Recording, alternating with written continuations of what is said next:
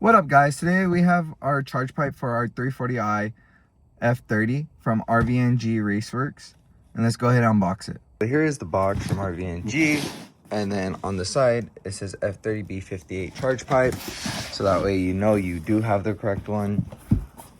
So here is the top part of the charge pipe. You're gonna go ahead and use the hardware that they do supply, and then here is the coupler, and then the hardware that they are also again supplying. And then here is the bottom piece of the charge pipe laid out right here on the bottom side. We're gonna go ahead and have this clamp that's gonna go right here. You're gonna have this O-ring that's gonna go right here in between. Right there is a little gap for the O-ring. Onto the clamp to the top part, you're gonna get supplied hardware. You're gonna use this one, not the OEM one.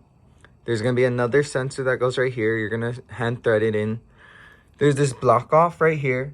If you're gonna run, let's say nitrous, meth, whatever, that's what this is for. You can go ahead and tighten it to close it off. There's already a screw in there. Then supplied hardware with washers, so that way it doesn't come off, and it's gonna go right here. 1, 2, and 3. All right, guys, so you're gonna go underneath your hood. You're gonna pop off the cover, and then from here, all you're gonna need is a T30 and then a flathead screwdriver. At least I will. So for me, all I need is a flathead screwdriver because you need to take off your air intake, which I have a aftermarket front mount intake by RVNG, as you can see right here. So you're gonna go ahead and take off your air box. It's gonna be held in if you have the OEM 3 grommets, third one being with the air box. All right, you could go ahead and watch my front mount intake install to see how to remove the air box. Now, for me, right here, I can leave this part because it's not gonna be in the way. You're gonna have to remove the fuel line right here. That's the return. And then also this part that is connected to the turbo inlet. There's a better angle so that way you can see where it connects. You can go ahead and get your flathead, push this down and pull it out.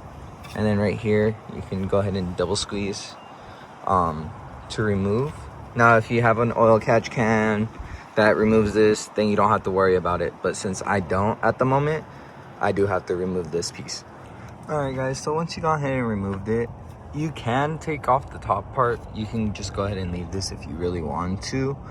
Just be careful, this piece is plastic and very brittle because it goes under heat, so it weakens over time. Now right here underneath, you're gonna go ahead and see this clamp. You're gonna go ahead and get a flathead. You're gonna break it off loose. It's another C-clamp. You're gonna go ahead. There probably might be a plastic piece on the bottom side if it's never been modified. If it has, then it's probably broken off already from the previous owner. And then up here, again, just the T30s. So let's go ahead and start from the bottom to the side up.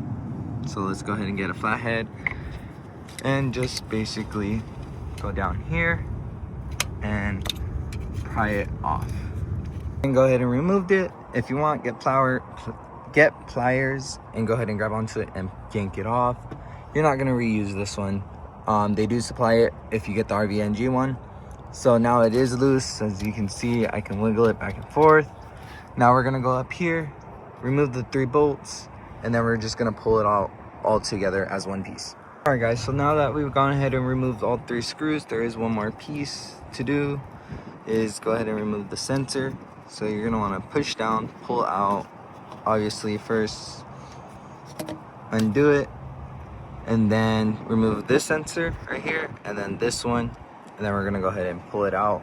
To make life a bit easier, there is this part right here that does connect to it. So you're gonna also have to push the hose out of place, and then you can go ahead and remove the whole thing. All right, and then we're just gonna go ahead and remove it. Okay, so here is a side-by-side comparison for the charge pipes. So you can see how it is just plastic, brittle, and just flimsy. Now, To compare it right here, starting off from the bottom piece, it is almost the same size. But when you go to the top side, it does get enlarged, so that way you can throw more boost at it. So that is the difference. Now right here, you're gonna get the sensor for this one connected to right here. Use the supplied bolt that they do supply. And then right here is a hand threaded. So you're just gonna go ahead and hand thread that. And then right here, you're gonna reuse, not reuse, you're gonna use the new one for the C-clamp right here on the bottom piece. And then I go ahead and put in the rubber grommet right here where there is a space for it, as you can see right there by my thumb. And then this is the section for the clamp that connects the two, as this one is right here. A lot more better, and this can handle a lot more boost. Again, RVNG Raceworks. And then here is the top supplied hardware compared to the OEM one. Okay, for the sensor, you're just gonna go ahead and unscrew this. Go ahead and put it in gently because you don't want to mess up the sensor. Then you're just gonna hand screw it in. Make sure you don't cross thread it all the way down. And then right here, you're gonna want to get a T20 or a, I believe, and then go ahead and unbolt that. Screw it in, and then you're gonna go ahead and use the new bolt. Okay, now that you go ahead and install the bottom piece, you're just gonna go ahead and have a little bit of wiggle for it. As you can see, it moves around a bit, but that is fine if it has a little bit of flex. There's nothing wrong there. You're gonna go ahead and get your top side and go ahead and install it now. This is the 3/16 Allen, and then you're gonna go ahead and hand screw in it. Hand tighten this until you need like one of these ratchets, wrenches.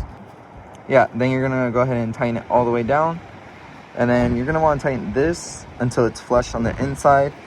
That's what I did. It's gonna be a 3/16 as well. And then you're just gonna go ahead and connect this. But before you do that, let's go ahead and connect this coupler to the bottom side. And then afterwards, when we do it, we're gonna connect this. And then the bottom side is gonna connect to the coupler. All right, guys. So once you have everything installed, all the stuff are tightened, you're just gonna go ahead and reconnect this on in. It's gonna be a bit different now, so I'm gonna have just that like that. This goes in like this. It's perfect. And then you're just gonna go ahead and squeeze that down. Same thing for this, and then you should be all set. And then just reconnect your turbo inlet, your intake, and then don't forget this part, and then the electricals as well that is required. Alright guys, so once you have everything reinstalled, tightened perfectly, make sure everything is connected correctly, and then all the sensors are in place, then you're all set. Alright, thank you guys for watching. Leave a like, comment down below.